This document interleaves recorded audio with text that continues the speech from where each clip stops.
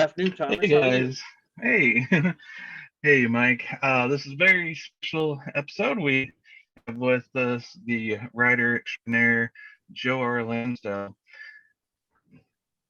And this is the first, the last, and then Nerdom. And Joe's, we're very lucky to have him. He's written lots and lots of books, won many awards. He has crossed many different genres. He's written horror, fantasy, uh, crime, mystery, some all in the same book. But yeah, That's we're very true. lucky. Yes. Yeah. How's it going, Joe? It's going really well. It's going really well. I'm glad to see you guys. Thank you. And thank you for being on here. As Thomas was saying, my name's Mike Shaw, and that's Thomas. And this is a fun chat with Joe Lansdale. I had just been introduced to you by Thomas a while ago. I didn't realize some of the things that I had possibly already seen were done by you. Right. And when I kind of put two and two together, and Thomas was kind of giving me the background, I was just like, "That's awesome." Yeah, I've been busy Yeah, Indeed. for almost And, 50 years. I've been creating for almost 50 years. that's amazing. Yeah, I discovered you back in, I guess it was '88. I'd just started kind of reading horror, and I'd picked up Stephen King, and I was looking for something a little different, and I'd picked up an anthology by David J. Show called Silver Scream, and I read that. I gobbled it up, and it became like my Bible. I had to find all these different writers that was in here, and Right. but your story in particular really hit me because uh, you're from East Texas, and I'm from Arkansas, and it felt like Yeah. there was a kinship there, and I really kind of latched on to that your storytelling, and I had to read everything you wrote. Well, thank you. I'm glad you did. Mhm. David Scow is Oh, the Scout, guy. sorry. I've known him. Yeah, that's all right. I've known him for a long, long time, and I think that was the best anthology of horror that in that year for sure. And I think Mhm. it was certainly the best of the 80s. I think there were Oh, other yeah. good ones, but that one was so unique and so Mhm. special that it also started a lot of careers for a lot of people. Mine was already Mhm. going, but that helped solidify it, I think. And Mhm. David's but also a writer himself. He has fiction and everything, including that book. And Mhm. he's a unique editor and writer. So I'm glad that Mhm. people were discovered through him, because that Yeah. also widened information about David. Yeah. I tracked down. Back in those days, Amazon wasn't really a thing back then, and No, it I, didn't I had to exist. I had to track down a bunch of stuff through, especially in Arkansas, to track things through mail order. I think one of the big ones I heard through was Mark V. Zissing, I think his name was. I think I found David Scow's The Shaft through there. That one was a very difficult one to track down. But yeah, and your stuff as well. And I remember all of your covers were very interesting, like by Bizarre Hands. And when I picked up Yeah. Savage Season, I was bringing it around college, and people were like, "What in the world are you?" Because it had the hand with the nail through it. Yeah. There was originally a paperback cover that they were going to use with the guy with his brains blown out and back up against the wall, but they decided it was too much. They decided it was too much, way too much. Now that was Cold in July. Savage Season, they had a cover with the nail through the hand that they did use for the paperback, but Yeah, I did that. they also had that one for Cold in July that they were going to use, and they didn't. And when I think of one of those books, I always think of the other because they were written back to back. Yeah, and I think I read them real close together, so those are very much in the forefront of mind. And at the time when I was reading those, I was like, man, these would make an amazing movie. but I was like, I think Hollywood would just be too scared to do something like this. And they weren't. They optioned them a lot. They were optioned by a lot of different people. John Badham had Savage Season for a long time. But and when they first started, there was a guy who did a screenplay, and it was great. It was a really good screenplay. But by the time they really started messing with it and making him change things, it ended up like, I don't know, it was like two guys having the whitewater rapids that they were in, and I thought, what?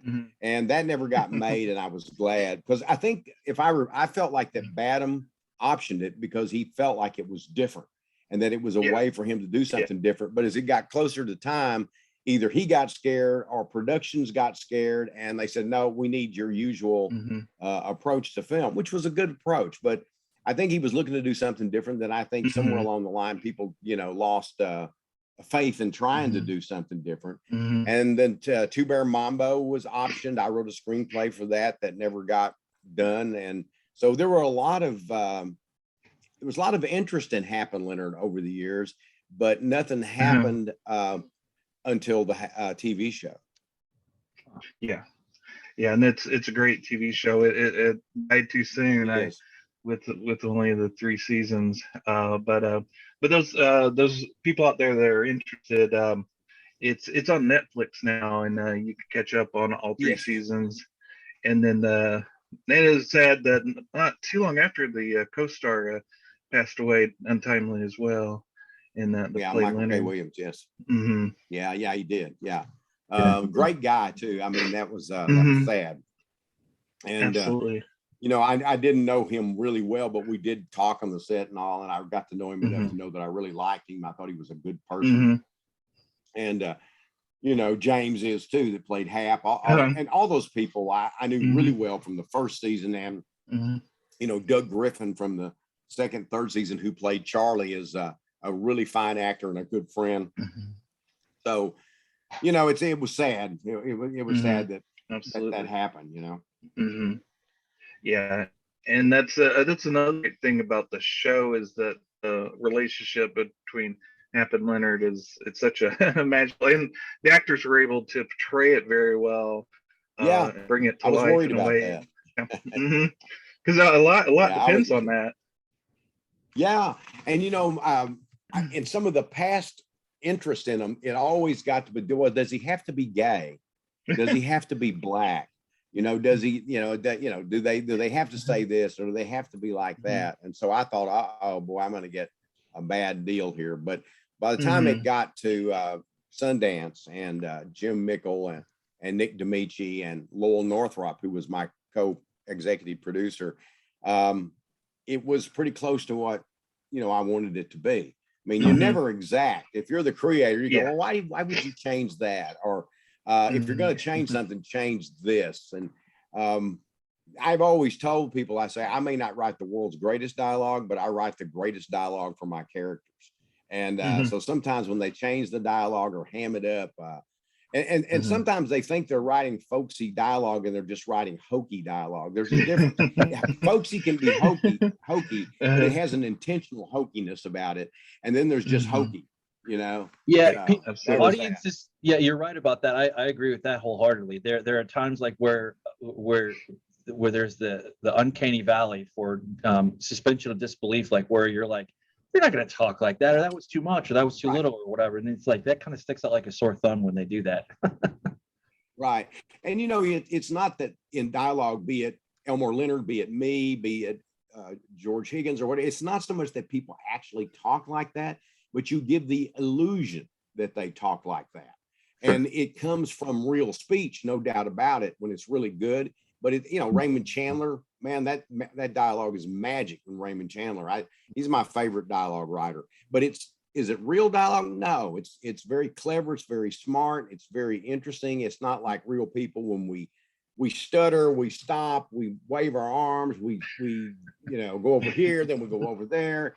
And but dialogue in a novel is not necessarily that way, and it's more engaging, that if it develops this sense that you are hearing real dialogue, even if in fact you're not.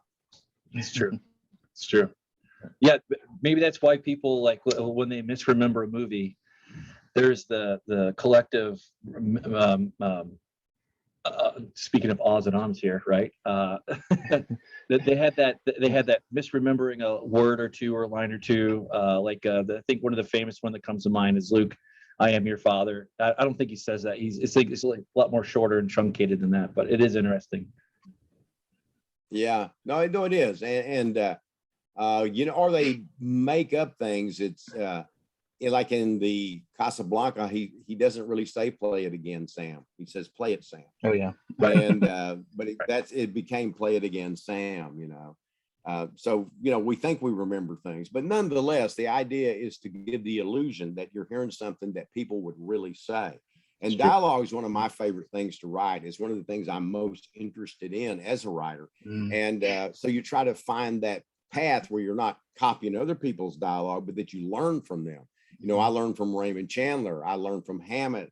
I learned from Elmore Leonard. I learned from George Higgins, and there are plenty of others, but those come to mind immediately. Like if you take Ray Bradbury, you don't really learn good dialogue from him in the sense of even close to realistic.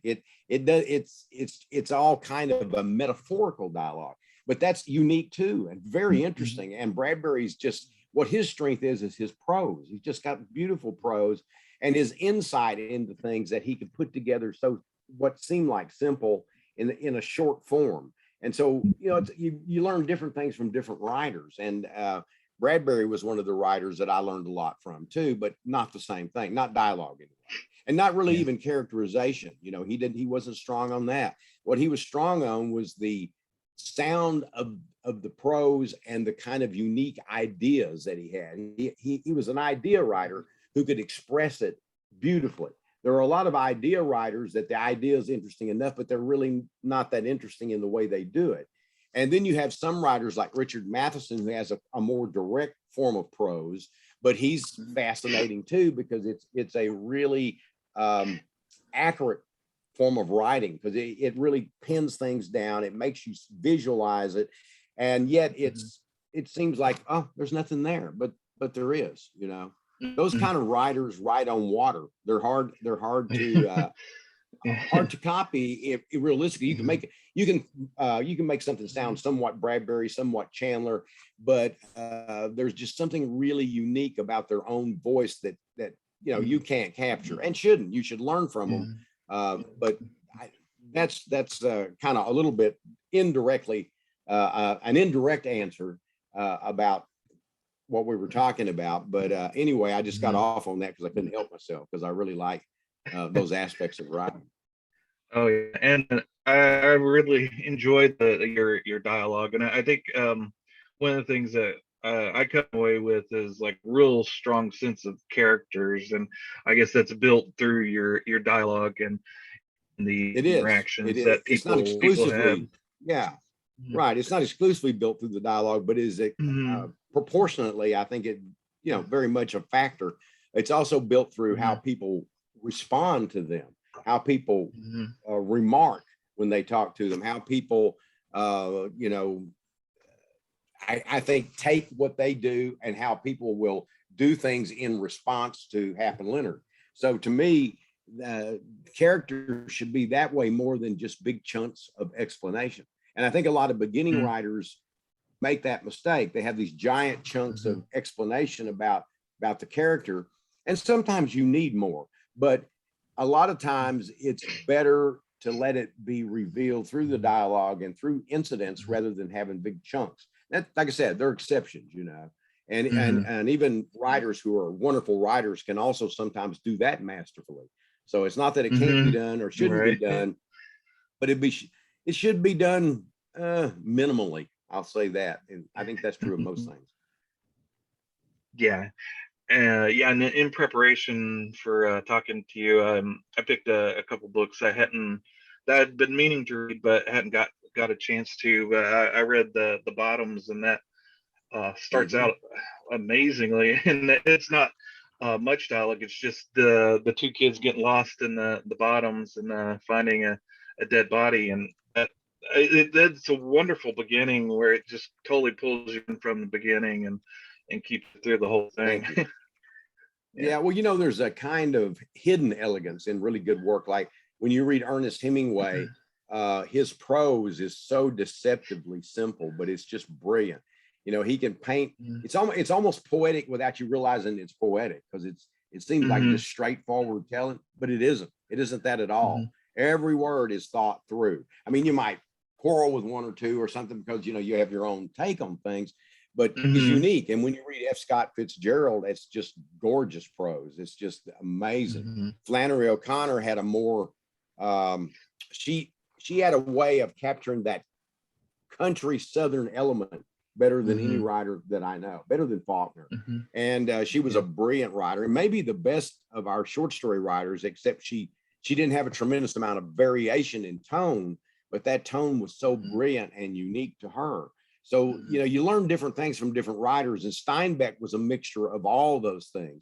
He would have moments where it's just flights of poetry. You know, there's, I was trying to think, Cannery Row, they have a thing where they go out to a frog hunt, and just the way that's written is, it's just a piece of poetry without seeming so until you really stop and think about it. Yeah, and you're very well at writing novels and short stories. I've read the several different collections of your short stories, and they're masterful as well. They just really capture me. Yeah, I like to write different things. You know, I also write screenplays and teleplays and animation for teleplays for animation. I wrote comic books and nonfiction, and I think all that keeps it interesting for me. And it's a way of also finding new things of interest that make whatever it is you're doing seem a little more unique and to your and more related to you, because it's your way of running it all through a sort of blender. You know, I don't really like the idea that you mix genres. I like the idea that you blend genres, which to me is a much more unique thing. Mixing is you have a cowboy moment and you have a horror moment, but blending is that it's like when you put apples and pears and all this stuff in your blender and you turn it on. You know, you don't go, oh, there's the apple. That, you know, you might occasionally get that, but mainly it's just become its own thing. Where the other way, if it's mixed, it's like a mixed salad. You know, oh, I'm eating the tomato now. Now I'm eating a little of this or a little of that.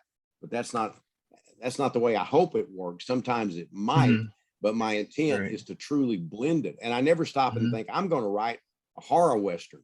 You know, if someone says I'm looking for a weird Western, then my mind will get set that way. But I have to find a way that the story reveals itself to me in such a way that it's natural, or there's no point in doing it for me. Right. Yeah. To piggyback on that blended, on what you were saying there, it really becomes its own thing when it does that too. When it's natural and organic, and the story, like you just said, you know, the story unfolds, and you don't quite know what's going on or whatever. If it's done right anyway, like you do. You know, there would be, it naturally builds. I agree. So go ahead, Tom. I mean, I think that's important. Yeah, and I've read some of your comic book work. When I found out you were writing Jonah Hex, I thought that was going to be a perfect match, and it was. And the artist Timothy Truman, is that his name? Yeah, Truman. Timothy Truman. Yeah, he's fantastic. Yeah. It was almost like you guys were made for each other. I mean, it just we are totally kind of blended together. We are. I remember Dean Koontz saw some of that, and he said he draws like you write, and I never forgot that, because I thought, you know, it's pretty much accurate. Yeah. And you'd written I'd forgotten that I read it, but you also wrote like a Batman novel, and you said that you wrote some of the Batman animated adventures. How was that like? I did. Yeah, I wrote a Batman young well, I guess early young, not young adult, but sort of tween novel too. More of a children's book, but somewhere in between there. That I did also for Warner. I was trying to think what it's called. Gosh, I can't think of the title right now, but it'll come to me. But I can't think of it at the moment. But so I did those two Batman things, and then I wrote Batman short stories for two anthologies, one for Batman, one for the Joker. Okay, yeah, that sounds familiar. I believe I either got those or read those. Yeah. And I wrote a movie. I forgot. I wrote an animated movie called Son of Batman. Okay. Yeah. But And the stuff I did for the animated TV show is my favorite of my Batman work. that's great. And I know you've finished a Tarzan novel Yep. as well that Edgar Right. Rice Burroughs hadn't finished. I, And I remember I I did do picked that. up Yeah. I when I read it, it was when it was coming out by Dark Horse and the serialized Little pulp magazines. books. Yeah. Yeah, I thought Yeah. that was great. And I really enjoyed those. Yeah. I've loved doing all that stuff, and I love comics, and I've written a lot of comics, and I would love to do more animation, and some of my stuff's been animated. I didn't write the scripts, like Love, Death, and Robots did 3 of mine. Oh yeah, They I did 2 remember in that, the yeah. first season, 1 in the third season, Mhm. and they did a great job. And some of the other stuff has been adapted, like the Creep Show did a short story that my son, daughter, and I wrote when they were 8 and 12. I mainly typed, and they came up with the story, and I kicked it back into play. They made a lot of changes in it, but it's not a bad episode. It's called The Companion, and it was in the first season of Creep Show. And then there was Incident on and Off of Mountain Road, which was done for Masters of Horror. Don Coscarelli directed. He directed Bubba Ho-Tep before that. And then Cold in July was filmed. And so, I don't really have any real complaints. Most everything of mine that's been done, I've been pretty happy with. Yeah. When I was at my comic book shop, I mentioned that you were going to be on our show, and the guy working there said, yeah, you'd read the story that Bubba Hotep was based off of. His eyes lit up, and he goes, "Man, I wish that because I thought it was going to be a joke, but the characters, the story, I just absolutely loved." And I think a lot of times those when you have an idea, it could be hokey, but you sort of invest such real characters into a story that That's the it trick. becomes something more than what That's what the trick. You try to take some odd thing that normally shouldn't even work, but you invest it with real characters and real dialogue, and thematically, if you watch Bubba Hotep, it's really about growing old. It's about dealing with death. That's true. And it's about all of and fame, and what does that matter, and does it matter, does it not, what's your legacy? All of those different things are part of why that story was written. And when I wrote it, I didn't know that it was I was somewhat disappointed in it. I thought, well, I failed, and I started to withdraw it, in fact, but they accepted it before I could withdraw it, and I reread it, and I thought, yeah, it's okay. And so I've really liked it ever since, and the film is almost just like the story. I mean, there's very little liberty taken. He sticks to it, and many of the changes, well, there's not a lot, but the few that are there are mostly, I think, due to budget and certain things of that nature. But he did a wonderful job. Bruce and Ozzy were great. That's my son was on the set. He greatly enjoyed it. That's when we got to meet Bruce and became friends with him. And and Don and I were already friends and still are. All of us are, I guess. But it was great fun. And I think probably if I picked one film, it'd be Bubba. For a while, I thought Cold in July might be, but I went back and watched Bubba, and I thought, no, that's the most accurate and best. And it also goes back to what I was saying earlier, is that though I think there are some things that are hard to adapt, some even impossible to adapt, a lot of times people just change them because they can, not because they need to, Right. And so the Bubba, they didn't, and it's a marvelous piece of work. Yeah, I love the story so much, and then so I was kind of nervous when they announced the movie, and but yeah, once I saw it, I was like, oh yeah, they got it. And I can't imagine anyone else but Bruce playing that role. He was just No, just me amazing. either. He was marvelous. They talked about a sequel for a long time. I really didn't want there to be a sequel, and I think Bruce did at first, and then I think he kind of came around to where I was, and I think Don always wanted there to be a sequel. But it wasn't. I could have been convinced. There's no doubt about it, because it's kind of it's one of those things, you hold out that carrot long enough, you might just take a bite. But Right. I'm sort of glad it didn't get done. You know, I wrote a Mhm. prequel to it as a novel called Bubba and the Cosmic Bloodsuckers. But Yeah. on the whole, I think it's best as a single film, because it's just got such a nice ending, and it has this feeling of completion and redemption. And I just don't know that that can be captured again. Not easily anyway. Right. Right. And with Hollywood and its sequelitis, it's nice that, something wasn't drained of all of its life. Right. Right. But one of the things that I love about your work is that there's there's like a brutal honesty to it. Like I was reading the forward to Fine Dark Line, where you talk about nostalgia and how nostalgia is not really real. And when I read your books about the past, you get this real sense of a realness to it, as opposed to with rose-colored glasses, like a lot of other writers. Which Right. I've enjoyed some of those books as well, where Sure, they me write too. things real pretty and nice. But it's when I read your stuff, it feels like almost a documentary. It's like so real. Yeah.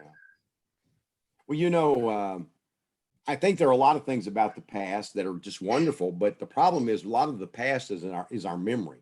Mhm. A lot of our past is being 11 or 12 years old when things were maybe better, at least in the Mhm. general sense, because everything was new and amazing. And if you had a good home life, and I did, then you remember it even better. Or if you had good friends and good times, you remember it even better. And because you're not worrying about the bills that your parents are worrying about. Right. You're not worrying about your education or your future, which they are. And so when you get older and you have the weight of having to pay house payments and car payments and get that prom gown for your daughter, or the car for your kids, whatever it is, it doesn't matter. Mhm. It puts a different light on things. It doesn't mean it's bad. I mean, I've had a good life overall, but I think we sometimes put a golden sheen on the earlier days because we didn't have those kind of things to worry about. So it just seemed Mhm. like better days, the good old days.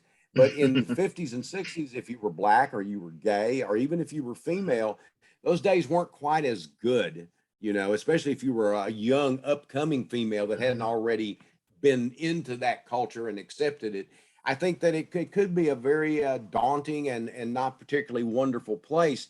But if you were younger than that and you got, below that teenage, 16, 17, 18, and even there you can have golden memories. But I do believe that certainly by the time you get to be in your 30s and you start to have, if you've gotten married, for example, or you're just trying to get a job, you're trying to get your life in order, it's a different weight than you had then, because everything was fun, even if it was hard, because it was new.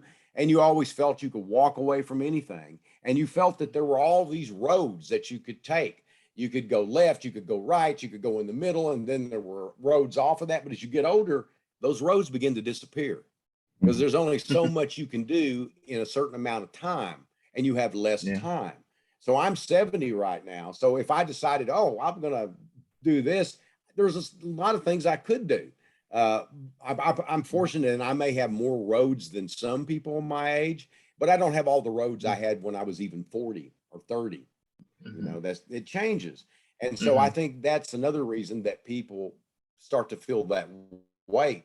And I've been very fortunate in that I chose to do a certain thing and I did it. And my dream was to Mhm. grow up and become a full-time writer and to be a martial artist. And I grew up to do both. And I wanted to have a family and a good family. And I did.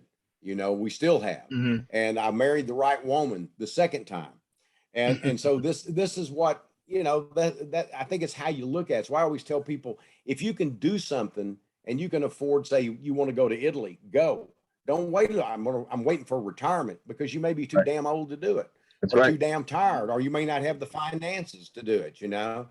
Um, so I think that's important. Doesn't mean you have to stop if you're older, but it does mean sometimes, and I've seen it happen many times, by the time people got older, they couldn't afford to, or they didn't feel good enough to do it. I mean, I'm fortunate in that I'm healthy as a horse, you know, but there's no guarantees. It's true. And so my wife and I, Absolutely. we traveled all over the world. We've been to all kinds of places and museums and anything that interested us, you know, and we've met remarkable people, some good, some not so good, some wonderful, some a little less wonderful, but it's been a unique experience because we were willing to do that. They don't make us smarter than anybody else. It just makes us luckier, but we're lucky by choice, you know, Yeah. and I think that that's just what I'm throwing out to people. If you're, you know, thinking I'll just travel when I retire, that you might find that not nearly as convenient or able as you expect. Yeah, and Well, I'd that's- imagine all that traveling would all benefit your writing in a sense it It gives you all has. those unique experiences to draw Yeah, upon. yeah, it has. And a Yeah, lot of it, you know, I've been fortunate is that I'm published all over the world, you know, and Italy is my second biggest place. You know, Italy for some reason, I don't know why they love me. Thank Yeah, I goodness. was looking on And your I love Twitter them and back. there was a I lot of love them back. Italian stuff on there. Yeah. Yeah, I love them back. And but I mean, I'm in everywhere: Russia, China, Japan, Finland. I mean, you name it, there's something. Be it That's short amazing. stories, novels, collections, what have you, comics, all over. Yeah, that if I could piggyback on that, yeah, what you just said is so true, and I wish more parents would now just everybody nowadays everything. Everybody says this, but we do live in a very materialistic consumer, you know, keeping up with the Joneses, especially on Facebook and social media, exacerbates that, in my opinion. But I mean, yes, you need money to do some of these things, and there's such thing as money can buy memories. But I'll tell you, I'm no different than anybody else in this pandemic. And at the start of it, it was like it really kind of pushed me to the wall to like really look and see Well, this what's unique. important. This is a unique period. Yeah. Right. And it's just like I think I'm not alone when a lot of people felt the same way, whether it was their career or their family. They were, oh my God, I'm spending 40 hours a week in this cubicle and I'm blood, sweat, and tears for what, you know? And it's like, well, we'll take a vacation next year or something like that. And I will say that since the pandemic, it has definitely shifted my gears around as far as the time. Yeah. I mean, now, you know, we're right. We were all to some extent slaves to the pandemic, you know, that we couldn't do certain things or go, but that, you know, that's understandable. But, you know, for me, I was fortunate because I know not everybody had this situation, but being someone who worked at home, I mean, I work when I travel too, you know, I've always have, but when I'm at home, I don't feel that I'm being forced to be here. I like being here. This is what I do. So it didn't disrupt my lifestyle as much as it might have some others. But, you know, there was this big malaise that just hangs over everything because it's hard to feel like what you're doing, no matter how well you're doing it, is important when you have COVID and you have like recently the Ukraine and you have all of these things going on. And when you sit down to write, you go, what measure of importance is this? And you have to realize that it's very important and that writing is as important as brain surgery because if you can create something that gives people an ability to entertain themselves or to have thoughts, you know, about a variety of different things, or to be able to travel to places they've never been. I mean, there are all sorts of things that make writing just as important as any kind of physics or brain surgery or anything. It's not a lesser art, it's a major art. And the reason it exists is we're all driven to either do it or want it. You know, we either want that book or we want that film because it gives us something. And it isn't just 2 hours of entertainment. No. And, you know, when people say that, I'm always thinking, no, that's part of it, but that's certainly not all of it. And entertainment is in the eye of the beholder. I mean, I'm entertained by Kafka, but somebody else would go, I just want to be entertained. I think I'm being entertained. You know, I might want to read tomorrow. I might want to read Batman comics tomorrow. You know, I don't have to feel obligated to somebody else's will. You know, it's like when I wrote the Tarzan novel that you mentioned earlier, a lot of people said, man, your career is really taken off. Why would you stop and do that? And I said, I like Batman. And so I did it. I mean, I like Tarzan and I did it. And I got to finish a novel that Edgar Rice Burroughs had started. And when I was a kid, he was my hero. He was the reason I wanted to write, you know. And even if you outgrow those things, you don't outgrow those memories. You don't outgrow those Yeah. impressions. So he is still Mhm. my sentimental favorite. So to do the Uh-huh. Tarzan book was great. And I got to write a Tarzan novella, a John Carter of Mars short story. So, you know, it was satisfying something in me. I might have Mhm. been like a bigger bestseller if I had just decided to write one version of the same book over and over. And I'm not knocking that. A lot of people, that's what they want to read. A lot of writers Mhm. do that brilliantly, but I'm not one of them. You know, I do well. I get to live the life I want. I don't, unfortunately, at this point in time, I don't have to worry about money and haven't had to for a long time. Um, but I still a working writer. You know, I've Mhm. always defined rich as when you have enough money, you don't have to work. Having Yeah. money, when people say, "Oh, you're rich now," but I have to work to maintain what I have because I have a bigger nut to crack. I have charities I want to give to. I have things that I want to do that are interesting that money requires. But if I didn't have the money, I'd still do okay because I've been poor. I Mhm. grew up poor, you know, Mhm. and nobody wants to go back to that. But nonetheless, there's how much money do I need again? That's the thing. How much do you really Mhm. need? Right. Exactly. Yeah, yeah, yeah, exactly. That just goes like we saved up money from one vacation because 2020 wasn't going to happen, and to 2021. And then one of the things that kind of pulling back what you were saying before is go make those memories. Don't just sit around and Yeah. think about it or talk about it or dream about it. Right. Go do it now because Absolutely. my kids are never going to be children again. I'm never going to get that time Never, ever. Not no never. amount of money, no amount of love, no amount of hate, no amount of anything in this world will get that time back. No, it won't. And you know, that's one of the things we spent a lot of time with our children traveling and our daughter lived in Italy for when she was a teenager, you know, out of high school. She lived in Italy with friends of ours in Italy for a while. She speaks Italian because she's been over there so much. And she got to visit with all these different people that we knew and that they introduced them to other aspects of life. You know, I mean, she by that time she was old enough to go whether we wanted her to or not, you know, but she was fortunate that she was in good hands. But that's because she had traveled there as a child or as a teenager, as a young teenager. And then she had traveled, you know, we stayed in Britain an entire summer, all over Scotland and England and Ireland and Wales and then, you know, we went to Romania for a couple of weeks or a week or two. I forget what to do the Dracula historical and literary tour. And so, you know, there's just stuff that she would have never experienced, people that she would have never met. Our son went on different trips sometimes. He, ever since he was a kid, once he started working at different jobs, he wasn't able to go as a teen, you know, but or Mhm. didn't want to go. He wanted to make that money. Now he wants to go. He's traveling more, you know, or would be traveling more. Right now, he's obviously not. But the thing is, Mhm. yeah, you know, that's what makes those memories is doing it and doing it when they're young. And I was a house dad. I got to stay home with the kids, and my wife worked 24. I would think it was at 24/48.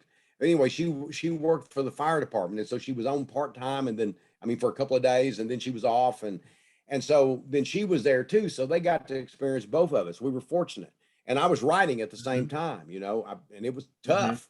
You know, got two kids, and you know, one a baby, and then the other one more than a toddler, and so it just got to be a lot of work. But you know what? I wouldn't undo it for anything, and I stuck to it. And I had tons of friends say, well, you know, I got kids, so I can't write. I go, well, you know what? I write when they nap. You know, Mhm. I stay up later after I put them to bed, even though I can barely stay up. I stay up, be it 30 minutes or whatever, and I write. Mhm. And then when my wife was home, I wrote. You know, I would write, spend part of the day. I've always found that I was somebody that works best for about 3 to 5 hours a day. I usually work three, but 3 hours a Mhm. day is my in the morning. I'm done, and I have a plan to do 3 to 5 pages finished. And every Mhm. once in a while I'll tweak them, you know, but 3 to 5 Uh-huh. pages finished. But if I get 10, that's fine. If I get Yeah. 15, that's fine. I may require a Mhm. little more revision the next day when I read through them, but I do one draft, Mhm. essential draft, not counting all the little revisions I do as I go. But I do one draft and a polish, and I'm out of there because I found that if I do a lot of drafts, I don't do good work. And if I Mhm. do a bunch of hours, I get diminishing returns. Mm. So I'm one of Yeah. those people that starts hot and goes. Dean Koontz, told me he builds. And I've had other friends that build, or some friends that, they can't work a regular schedule or don't think they can, but whatever works for you, that's the right thing. And the right thing isn't the same for everybody. But I always tell people, if your schedule isn't working, then try this: work 7 days a week, or work 5 days a week if you must, even 4 if you want, but make sure on those days that nothing keeps you from getting up and spending 2 to 3 hours doing it. And if you have a job that doesn't allow you that much time, do 30 minutes. Do 30 minutes every day. You'll be shocked what you're able to accomplish. Yeah, it's gonna. I'm glad you kind of went over. I was kind of curious about your writing process. Yeah, for sure. Clive Barker famously would write longhand.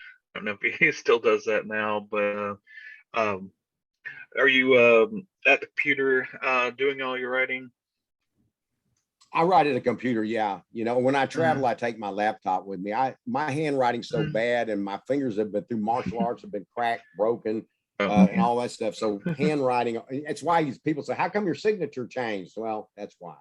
And also because, I'm starting to get just a touch of arthritis. So when I'm writing my signature on a bunch of pages, then sometimes it starts to vary because it gets tired or it hurts. But yeah, I'm a keyboard guy. I wrote things on typewriters before that. When I was a kid, I wrote longhand. But once I discovered the typewriter and learned to blind type, that's what I did. My friend Neil Barrett Jr., who was a great writer, not anywhere near as well known as he should be, he wrote his first draft in longhand. Then he typed it. We all type things. People sometimes, I want you to send me the file for it. Well, there was no file. There was a manuscript. And in fact of that, it was a carbon copy, which is worse.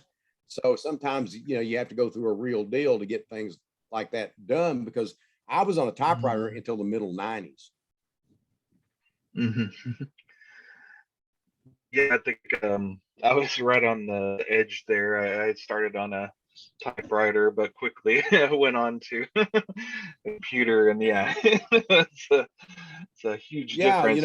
I love the romance of typewriters, but I wouldn't go back. Harlan Ellison, he had all these typewriters, and he would buy other versions of them in case they broke and they went out of business or something. So Robin Williams said that it looked like an ammunition dump.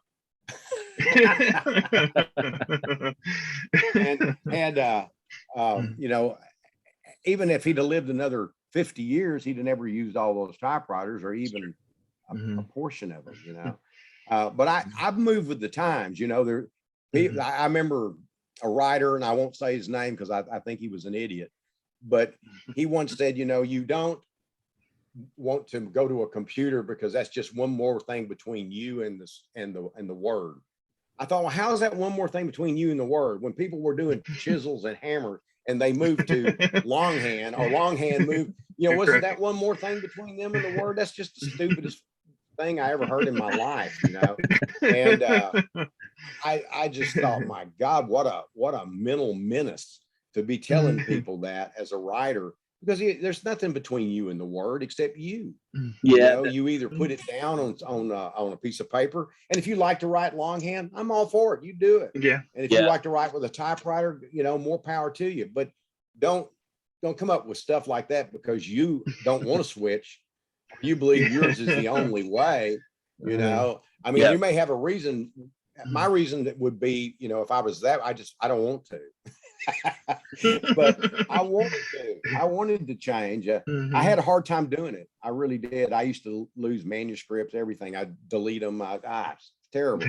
But I knew that that's the way I had to go. And then now, we don't even have to print out things most of the time. You just send them. Yeah.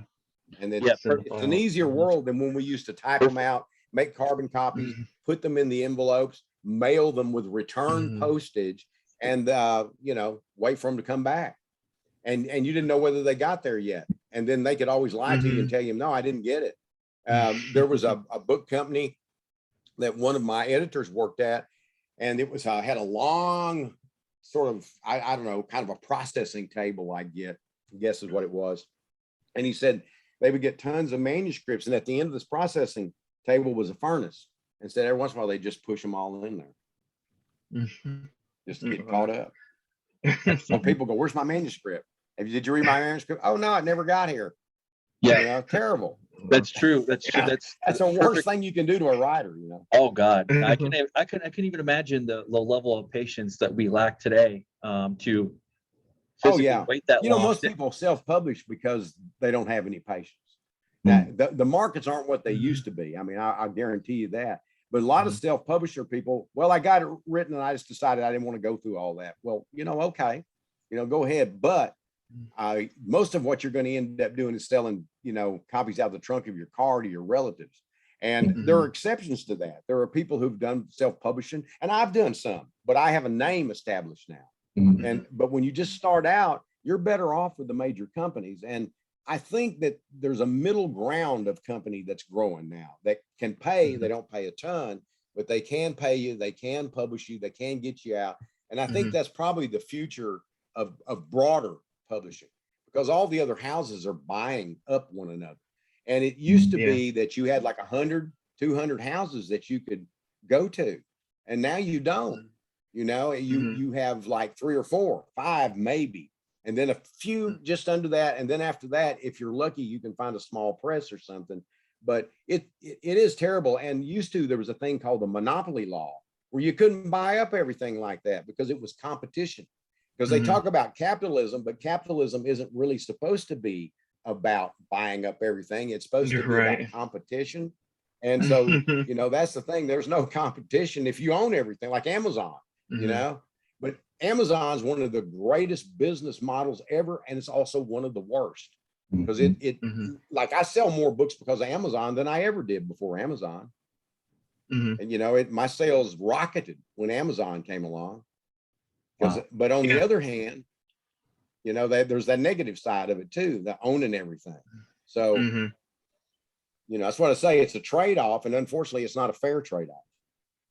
Yeah, and I've noticed that some writers, comic book writers, artists, novelists are actually going out to Kickstarter and Indiegogo now. Yeah. And they build up like their YouTube channel to try to make a name for themselves along with their things as an alternative. I saw that was about a couple weeks. Brandon Sanderson revealed like he 4 raised like new novels, 15 million or yeah, that was just crazy. But then again, there's somebody with a big name already, you know, so yeah, he can absolutely do that. And right. But you know, I've had some Kickstarter stuff done that I didn't do it. I've never done Kickstarter, but I've had Kickstarter stuff done to publish some of my stuff. They go, what if we do this? And a few things that were fine, but mostly I always look at it, and like in one case, the guy published one comic and then never followed up, and people gave him money.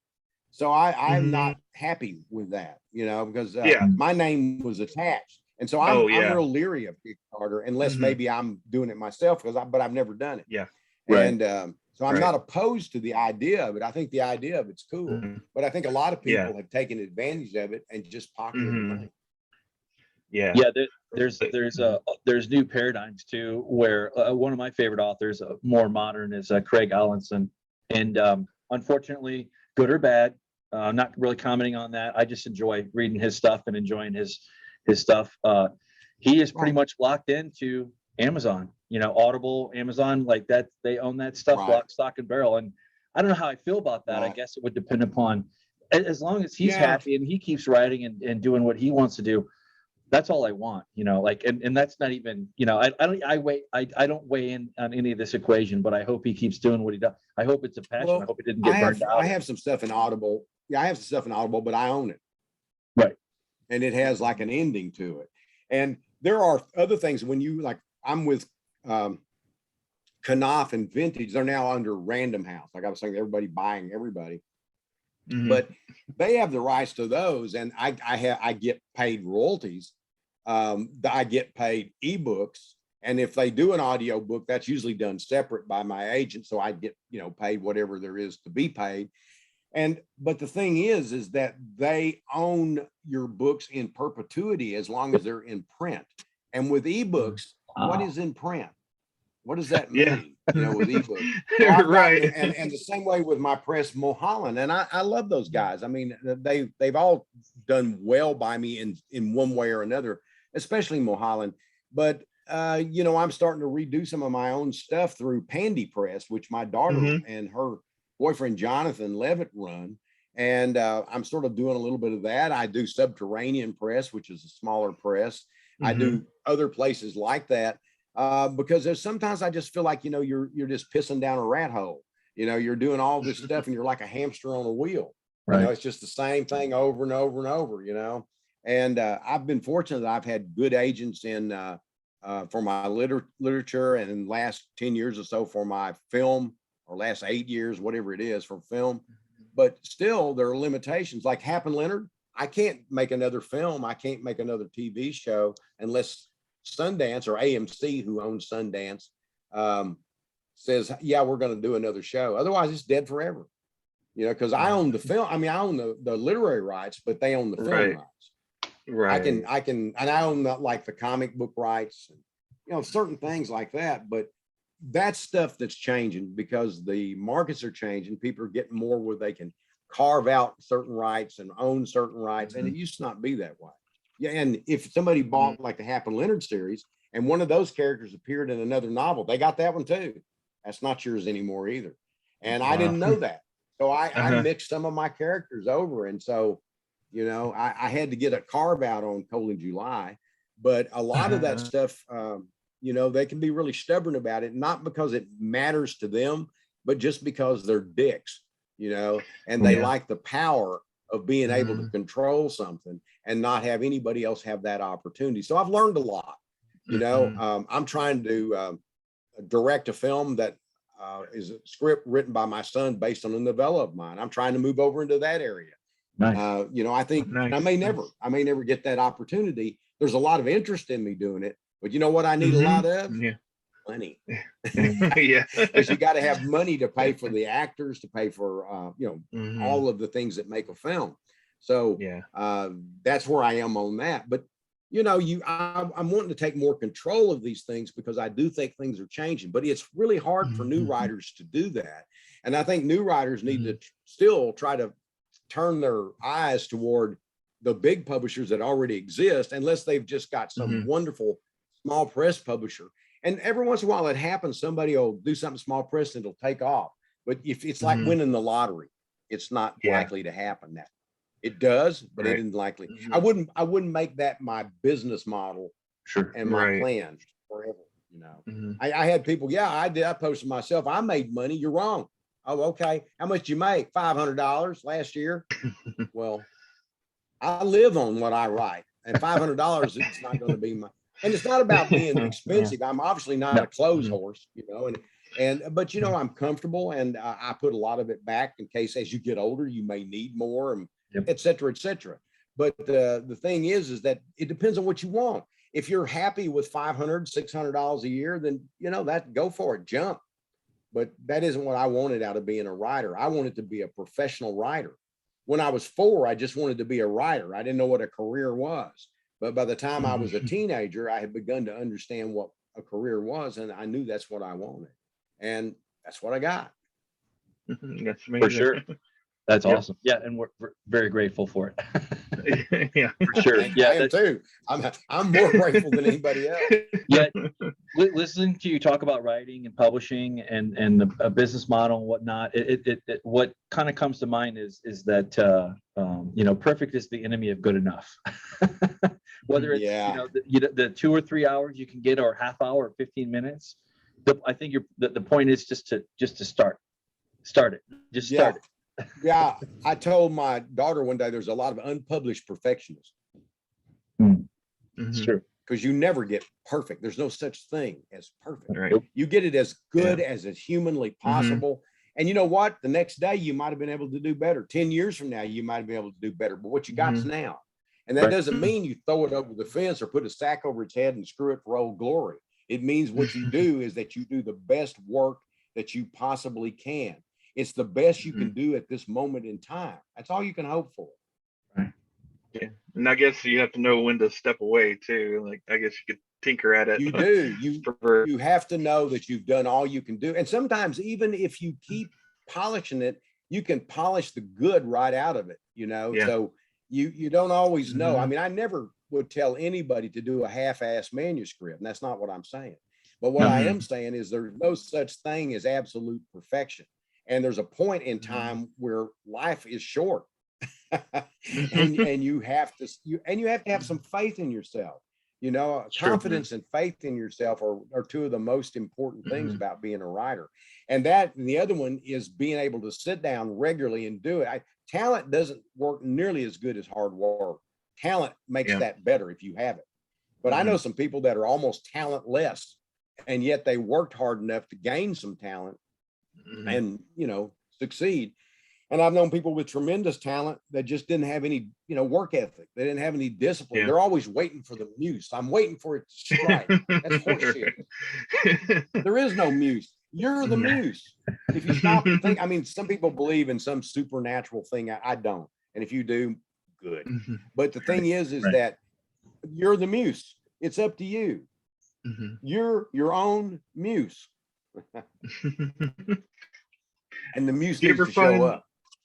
Yeah. Do you ever find that you have a plan for a book, but for whatever reason the characters take it a different way, or do you have like a pretty much control over everything? I don't plot at all. I just get Mhm. up in the morning and find out what happens. And Mhm. you know, if I'm working with somebody like a collaboration, which are rare for me, or screenplays, then that's different because it's not yours. It's you know, Right. you can't have two people with different ideas riding off in different directions. But I don't like it. I don't like collaborating. My best Mhm. collaborations are with my kids, really, and my wife. We've Mhm. all collaborated before. But I Mhm. don't really like collaborating. And generally, I think you either collaborator could do it better on their own than they do together. But there are Mhm. exceptions. There's certain kinds of things I've written with my daughter and my son that I don't think I could have written by myself. You know, I don't think it would have been what it was, you know, but that's rare. And, Mhm. you know, anyway, the main thing is that you need to show up. And for me, I don't plot. Some people do, and that's what's good for them. But I say I don't plot. Let me say this. I don't think your characters ever run away with you. I think that your subconscious knows, and that's what's running away.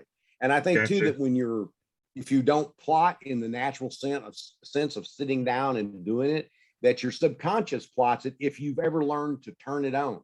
And that's what I Uh-huh. learned. Once I learned to do that, my whole life changed. My whole career changed. Because before that, I was so conscious of it that I was miserable all the time. I couldn't live my life without thinking about writing every minute of the day. And in some ways, I Uh-huh. guess you always do. It's always in that subconscious. But I was Right. able to tuck it into the subconscious where it didn't dominate everything Mhm. that I was doing. And every once in a while, it'll pop up anyway and go, oh, that's something cool. I got to remember that. And most of the time, when I get up in the morning, it's there. And then when I get through for the day, it's gone. And I go to bed and then it's Mhm. back, you know. Mhm. Yeah, that's great that you're able to turn it off on like that. Um, before we wrap up, I wanted to give you some time to promote some of your upcoming things for people to look Yeah. out for. Yeah, please. Yeah, I've got a book out this month called Born for Trouble, and it's Happen Leonard novellas and a short story, I think, if I remember correctly. It's five stories, let's put it like that. And I think there's four long ones and one short one. And they are stories that have never been collected before. The stories have been out Okay. there in individual anthologies or Mhm. something of that nature, but this is the first time they've ever been pulled together. What's the Mhm. preferred publisher that I should pull up here? Just For this back- one, yeah. Tachyon, Okay. Tachyon's the publisher for this Cool, one. cool. And Awesome. yeah, and then next year I have my new Mulholland novel, which is Little Brown. Little Brown is Mulholland's a branch of Little Brown called the Donut Legion. And so I've got those. That's one way ahead. But and you know, Mhm. something that might be of interest is that George Martin produced a film based on Howard Waldrop's story, Night of the Cooters, that I adapted script wise, and Vincent D'Onofrio directed and starred in. And that is going to be finished sometime early this year. I'm not sure what the platform's going to be, but I thought I would mention it in case it ends up going to film festivals or something like that. And if it doesn't, it'll eventually find a home. And I know that it could even end up with more Howard Waldrop stories put together. Who knows exactly? But I think a lot of people, this is it. You've got it pulled up. Yeah, I was looking at IMDb and it mentioned that. I was intrigued by definitely by that. Yeah.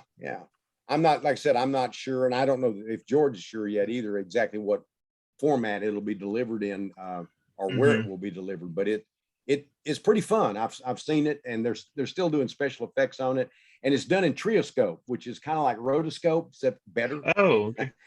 And so so that's coming, and it's pretty cool. It was nice to see Vincent direct it, and there'd be nothing but a green screen, and then you had the Martians. The Martians were being done separate to be added in. Because Night of the Cooters, and it tells you, I'm not speaking out of school, it's about the War of the Worlds in West Texas during the early 1900s. I have to see that. I have to read that. It's a short film. I mean, it's not a feature. It's a short film, but I think it's going to be a lot of fun. You know, I hope it opens the doors for them to be able to do other stuff. Yeah, I'd like to take just a couple minutes and just ask you in the genre of science fiction, do you have any like your favorites, like your top 3 or 2, or just off the cuff? Like what would you science fiction novels or stories? Either one. Yeah, just the genre of science fiction. If I got into short stories, I would be here forever. So let me just say that Henry Kuttner wrote some great short stories. The best of Henry Kuttner, the best of Cyril Kornbluth, the best of Cordwainer Smith.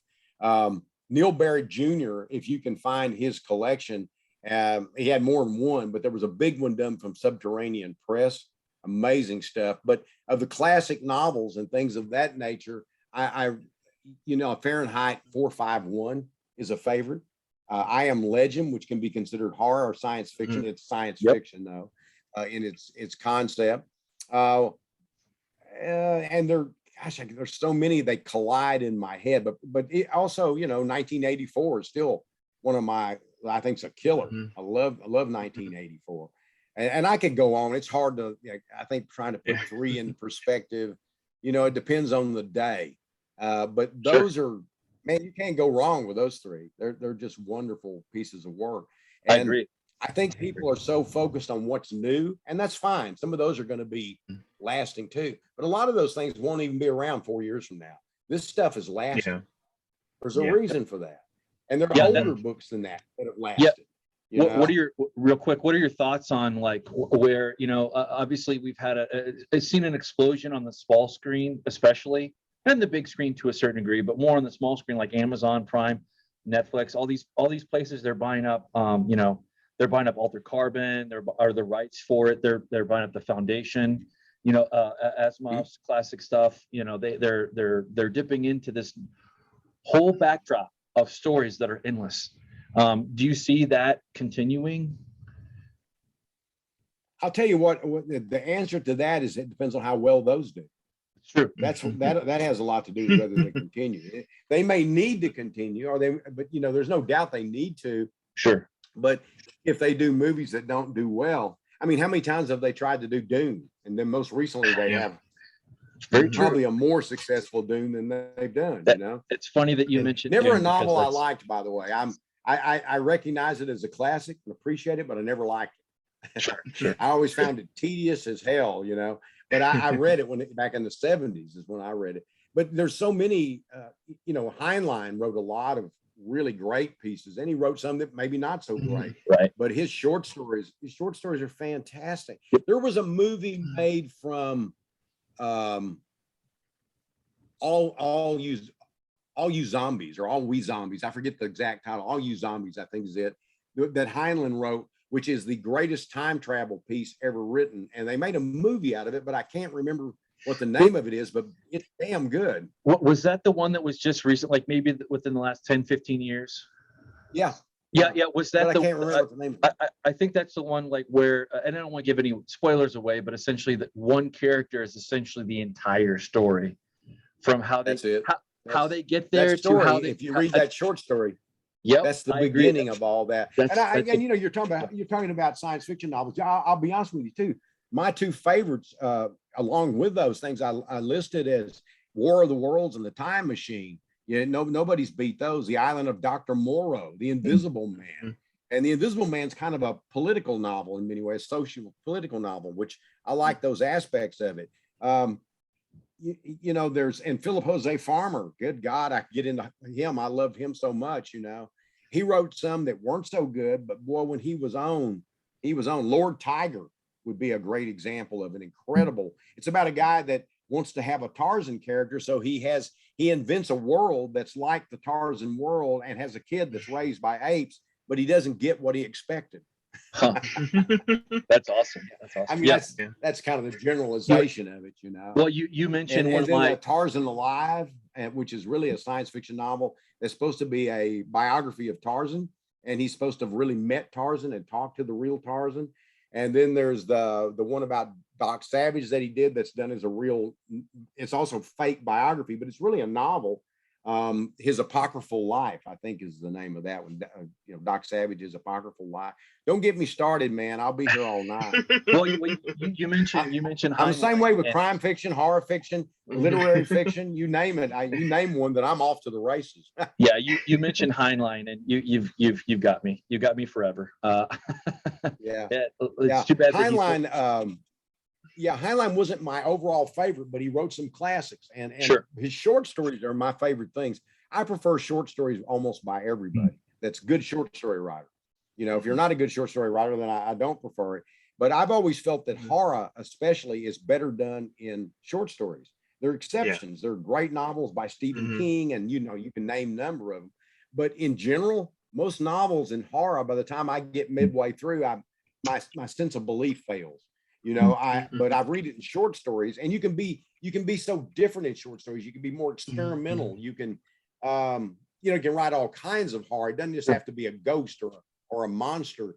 And true of novels too, but I just think that short stories are the best place for horror fiction. And a lot of science fiction, the 50s and 60s writers of science fiction were primarily short story writers. You know, they put them, Theodore Sturgeon, one of my favorites, you know. Some of Your Blood, which is really kind of suspense horror.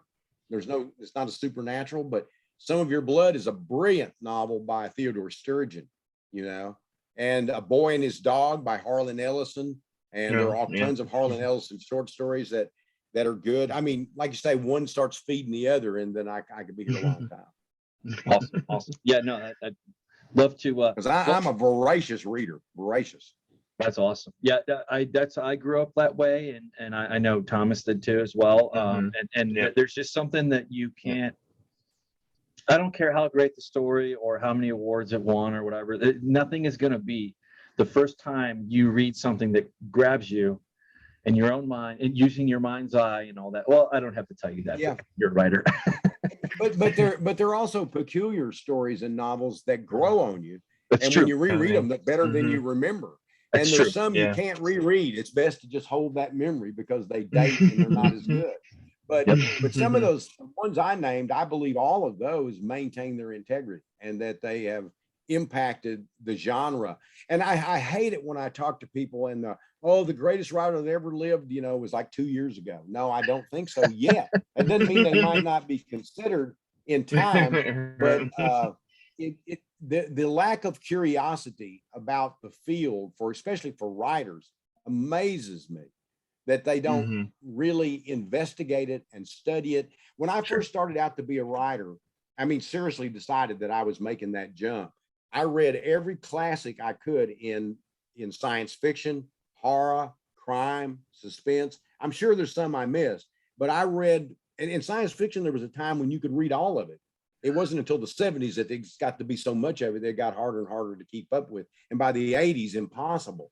But you know, I read all that stuff. I went back and read Van Vogt, and I read all of those different writers, whether I liked them or didn't like them, or whether because I didn't know till I read them. But when I came out of that, I had a true education, and I really understood what those writers could do. I mean, I read Frankenstein and Dracula and Dr. Jekyll and Mr. Hyde, The Castle of Otranto, I went way back, and in other things, I read classics of Dickens and all of these writers that wrote every kind of thing. I read the like Hemingway, Fitzgerald, Steinbeck, Flannery O'Connor, that whole grouping of writers, plus new writers. I didn't just read old writers, but if you're going to understand what works, you need to know what they've done. Also, you need to understand the rules so you can break them. That's true. You can get away with breaking the rules when you understand it, because I've certainly broke a lot of them, and Bubba Ho-Tep breaks every damn rule you can think of. But I probably couldn't have written it without my understanding of the rules. What's your what have you ever read anything by Ian M. Banks? He's passed away by now. He passed away quite a few years ago, but it's another one that sure has. Amazing. Yeah. He did the Wasp Factory, didn't he? I think so. I think so. He did the Culture series and did a lot of that, and then I think there was there's another one. There's another Ian. I've read Ian Banks, but there's another Ian, British writer that I get mixed up with him from time to time. That's also quite good. When he's on, he is really on. Sure. But all of those things that people had in college that you didn't want to read, you ought to probably give them a shot. I agree with that. I've read Silas Marner, and I didn't feel that I had gained much from Silas Marner. Yeah, and certainly there's some things that you can let go, or read a little bit of it and go, okay, that's not for me. But you should give it a try. You should dig in. Ian Banks, guys, I'm trying to think which. I know, I've read Ian Banks, but I can't remember which novels I've read. I've got him right over there in my library, alphabetical order. Use of Weapons was one. Player of Games. I think Considering or Concerning Phoebus, something like that. I don't know. I'm butchering. Yeah, that's one. That's one. Yeah. But yeah, you're right about that. As far as you get older, calling back a little bit to the Dune thing. Like, I never really gave it any time of day when I was younger, and then I didn't read it. Actually, me and Thomas didn't really read it until we saw the movie, and it kind of kicked off this little thing that we're doing a little bit. Not per se Dune itself, but just that, hey, you like stuff, I like stuff, let's do a podcast. But I still haven't conquered or even I try James Joyce. That's just like that's just I read Ulysses. Maybe I'm there yet. Well, I read Ulysses, and not for me. Yeah, after I read Ulysses, I tried to read, what is it, Finnegan's Wake or something. The other one that's a classic one. I couldn't do it. Yeah, and I just said that one. But I read his collection of short stories, The Dubliners, and I liked those. Those were really good, especially The Dead. Yeah, that John Huston made a great film out of. And Rudyard Kipling. He teaches you how to tell a story. That's true. And they made a great. Houston, speaking of him, made a great film, The Man Who Would Be King, out of one of Kipling's better stories. Yeah, he's a great poet too, as well. Like, that's one of the literary speaking. I love poetry, and I'm not a writer in any kind of sense of the word, but I'm a fan for sure. Well, with that being said, was there anything else that you wanted to kind of cover that we didn't cover that you wanted to cover? I don't want to. Well, I just keep you forever, and we're very grateful for you. No. I'll just reiterate that Born for Trouble is coming out this month, and I think it's already out. I think it's actually supposed to come out a little later, but I think it's already out. And I just had a book out from Subterranean that's a Western. Modern Western to some extent, called Radiant Apples. And that's about Nat Love, which is kind of a later sequel to my novel, Paradise Sky, because I love historicals tremendously. I love Westerns almost more than anything, probably. But all of that stuff to me is just,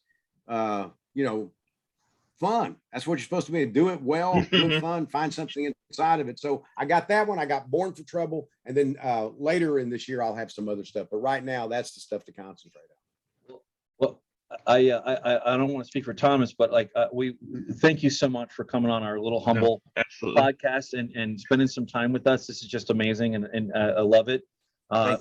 Thank you for asking. If you gave us half a day, I'm sure we could absolutely take half a day, but all things being equal, I'll let Thomas lead us out with that being said, and really do appreciate it. Thank you, sir. Yes, and I echo what Mike said, and giving us a great bit of books to read. And Like I Indeed. said, I've read all alter your catalog, and I haven't found a bad one yet. And not that I'm looking, but Well, it may show up. It may show up. Yeah, and one of If the you things get that farther, you got to remember my catalog goes all the way back to 1973, really.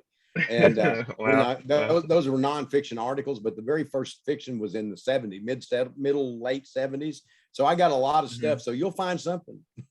yeah, and just to go back into that, you've given us, like, I've started a few things here that when I read out the description for the show, I will put everything up there. But that's kind of like one of the things is I've talked to Thomas, and you talk to your friends or your family or whatever, and you find these new things that you have never been exposed to, but it's new to you.